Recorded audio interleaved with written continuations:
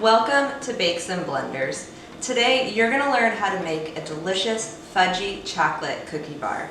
It's going to have a crumbly chocolate shortbread crust topped with a layer of fudge and nuts and chocolate chips or whatever you'd like to put on your cookie bars. So if that sounds amazing and you're excited, let's just dive in. First thing you want to do is prepare your pan. I'm using a 9x13. I'm spraying the pan and then just lining it with parchment paper. It's going to make it so much easier to lift those cookie bars out when we're done. Once it's ready, set it aside. Now let's go ahead and prepare our chocolate shortbread crust. I like to mix my ingredients in the food processor, so put all of your dry ingredients in and then pulse a few times just to get those well combined. Then you can add your very cold butter all over those dry ingredients and pulse until you have a very dry, crumbly mixture. You do not want to overmix and end up melting your butter.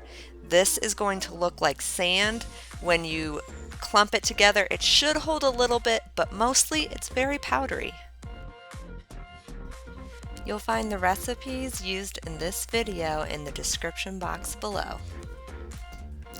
Go ahead and pull out your prepared pan and dump that crumbly mixture in there. I know it's super powdery and it looks like it's not going to work, but I swear it is. First, use a spatula to even out that level of crumbly base and then start tapping it down gently. Once you have a good level base, press firmer and eventually you want to pack that in extra super firm so that your bars don't kind of crumble apart when you cut into them. Now that it's in there super duper firm, pop that in the oven for 15 minutes while we get started on the fudge layer. Add your chocolate and your sweetened condensed milk to a small saucepan and we're just going to heat that up over medium-low heat. You don't want to burn the chocolate, you don't want to scorch it. All we're trying to do is heat it up so that it is nice and melted in one homogeneous mixture. Once it is completely melted, just keep it warm until your cookie base comes out of the oven. Now that your cookie base is done with its first bake, pull it out of the oven and very carefully pour the hot fudge mixture over top. Now that cookie base is not completely set, so if you just violently dump that mixture right into the center, you're going to kind of create a well, and that's not what we want. So drizzle it over and then just use a spatula to even it out, push it into the corners, make sure it's very well covered. Then you can go ahead and top your fudgy chocolate cookie bars with whatever you like. I always do some pecans and chocolate chips because that is just a killer combination. But you could really use whatever mix-ins you would add to any cookie. If you would like some more ideas, check out the blog post in the description box below. I've got some more ideas for you. And now you can pop those cookie bars back in the oven to finish baking. Let your fudgy chocolate cookie bars cool completely before you slice them.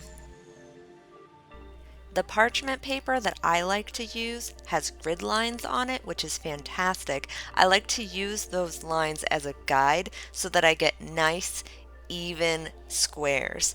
Now I cut off the end of one side of my bar so that I would have nice even ones. You can feel free to cut these bars up however you like. Now these bars are quite fudgy, which means your knife is going to get quite messy as you cut up these bars.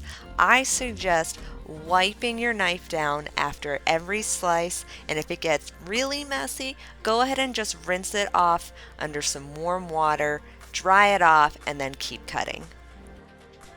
If you're enjoying this video, go ahead and give it a thumbs up, and don't forget to subscribe so you can see more of my videos.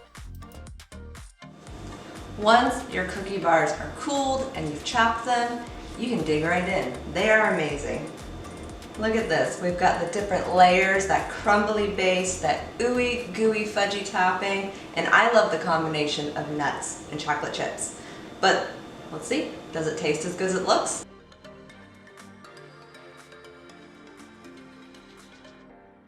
Probably covered in chocolate right now. No regrets. That's delicious. If you get a chance to try this recipe, and if you end up covered in chocolate like me, leave a comment below and let me know what you thought of it. And if you come up with any delicious topping combos for these cookie bars, I'd love to hear about that too. There's so many fun ways you could personalize this recipe. Thanks for watching, and I'll see you in the next video. Happy baking, bye! This is actually a family recipe that I got from our Christmas cookie list. Now, if you love Christmas cookies, go ahead and check out this playlist for some amazing Christmas desserts, mostly cookies.